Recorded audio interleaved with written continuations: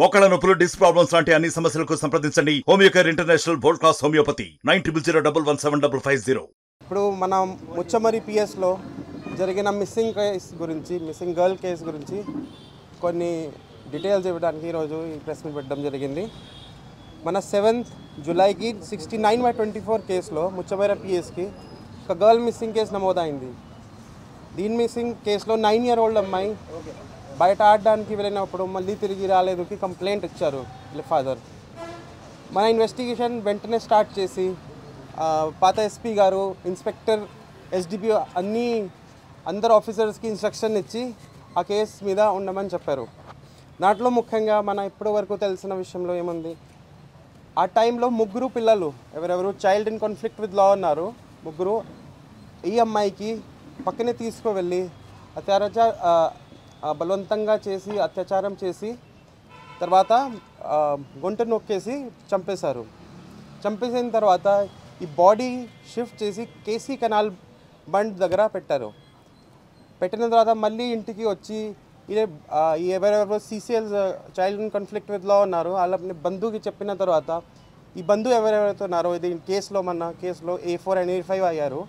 వీళ్ళే అక్కడ వెళ్ళి బాడీ అక్కడి నుంచి తీసుకొని కృష్ణా రివర్లో ఒక పుట్టిలో తీసుకొని మధ్యలో ఆ బాడీ పక్కనే రాయలు కొట్టేసి కింద పెట్టారు. సో ఇవన్నీ ఇన్వెస్టిగేషన్స్లో మన చేసిన తర్వాత నిన్న అరౌండ్ 5 o'clock ఎవరెవరైతే child in conflict with law ఉన్నారో, జువెనైల్స్ ఉన్నారో వాళ్ళకి అప్రహెండ్ చేసిన జరిగింది. అండ్ A4 and A5 ఎవరెవరే బంధువు ఉన్నారో వాళ్ళకి అరెస్ట్ చేయడం జరిగింది. ఈరోజు యాజ్ పర్ ప్రొసీజర్ కోర్టులో ప్రొడ్యూస్ చేయడం జరుగుతుంది. ఆ రోజు నుంచి మన బాడీ గురించి ముందు నుంచి మన DIG సార్, DG సార్ అందరూ స్పందించి మనకి అన్ని రిసోర్సెస్ ఇచ్చారు. SDRF ఉండొచ్చు, NDRF ఉండొచ్చు, ఇంకా కొత్త డైవర్స్ కూడా ఇచ్చారు, స్కూబా డైవర్స్ కూడా ఇచ్చారు.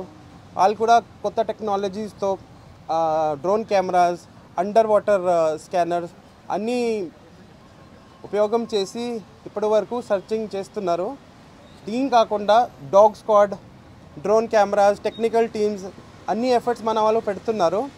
ఇప్పుడు కూడా మన సర్చ్ జరుగుతూ ఉన్నాయి and it will be continued.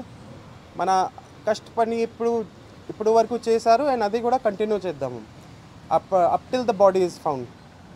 So దీంట్లో ముఖ్యంగా 69/24 గర్ల్ మిస్సింగ్ నుంచి case has been altered into 70 clause 70/2, 103 clause 1, 238A and 6 and 5 of POCSO act. ముఖ్యంగా దీంట్లో గ్యాంగ్ రేప్ వస్తుంది, murder and concealment of evidence and POCSO act.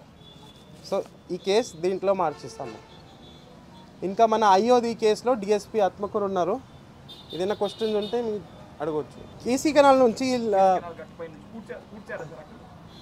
అక్కడి నుంచి బుషెస్లో పెట్టి తర్వాత పత్తిగడ్డి వనమలాపూడు దగ్గర తీసుకువెళ్ళి అక్కడి నుంచి పుట్టిలో తీసుకొని కృష్ణా రివర్లో రాయ కట్టేసి పాడారు. ఇంట్లో A4 A5 డెడ్ బాడీకి అక్కడ మోటార్ సైకిల్లో తీసుకువెళ్ళారు. అదే కూడా అది ఇంట్లో సీజ్ చేయడం జరిగింది. అది అన్ని ఇన్వెస్టిగేషన్లో ఉన్నాయి. మనం ఇప్పుడు చెప్తే మన కేసులో కొన్ని ప్రాబ్లం వస్తుంది. సో మనం ఇప్పుడు ఓన్లీ ఇన్వెస్టిగేషన్ ఉంటే అప్పుడు we will not reveal the details.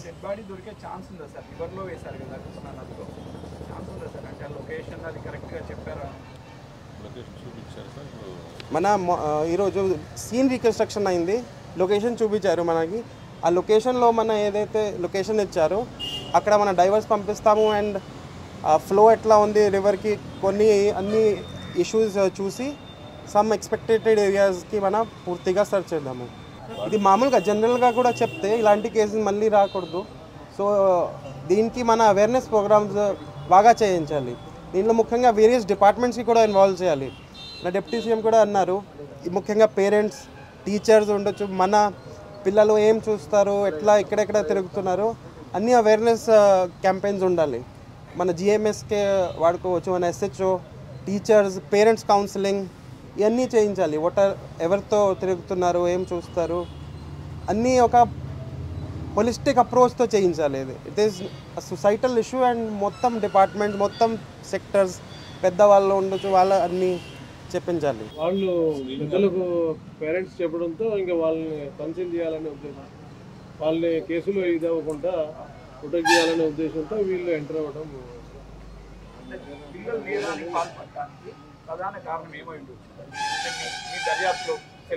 అంటే ఒకటి సెల్ ఫోన్ చూడటం అయితే వీళ్ళకు ఉంది. ఆ రకంగా దాన్ని చూస్తూ అదే పద్ధతిలో వీళ్ళు ఆ ప్రయత్నం కూడా చేయడం జరిగింది.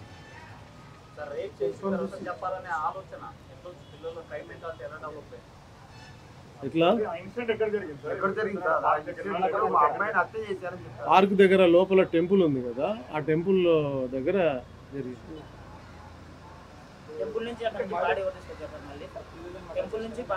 అఫెన్స్ జరిగింది టెంపుల్ దగ్గర, ఇది సెక్షువల్ అఫెన్స్ జరిగింది. అక్కడ నుంచి బయటికి వెళ్తారనమాట, చాక్లెట్ ఇచ్చేసి బయటికి తీసుకెళ్తారు. బయటికి తీసుకెళ్ళిన తర్వాత వీళ్ళకి ఆ కెనాల్ గట్టు దగ్గరికి వెళ్ళిన తర్వాత వాళ్ళ మైండ్ సెట్ మారుద్ది. అక్కడి నుంచి తీసుకెళ్ళి వాళ్ళు టోటలింగ్ చేస్తారు. ఎవరైతే దాంట్లో ఇన్వాల్వ్ అయి ఉన్నారో వాళ్ళు చెప్పిన సమాచారం మేరకు సాక్ష్యాలన్నీ కూడా సేకరించిన తర్వాత, నిరూపణ చేసుకున్న తర్వాతనే ఈ చర్యలన్నీ కూడా తీసుకోవడం జరిగింది. ఇప్పటి వరకు ఎవరు కూడా డ్రాప్అవుట్స్ ఉన్నారన్న విషయం తీసుకురాలేదు. అది ఓల్డ్ బ్యాక్గ్రౌండ్ తీస్తే ఆ గ్రామంలో పొలిటికల్ ఇది ఉంది తప్ప పిల్లలు డ్రాప్అవుట్స్ అనే ఇష్యూ ఎక్కడ కూడా రాలేదు.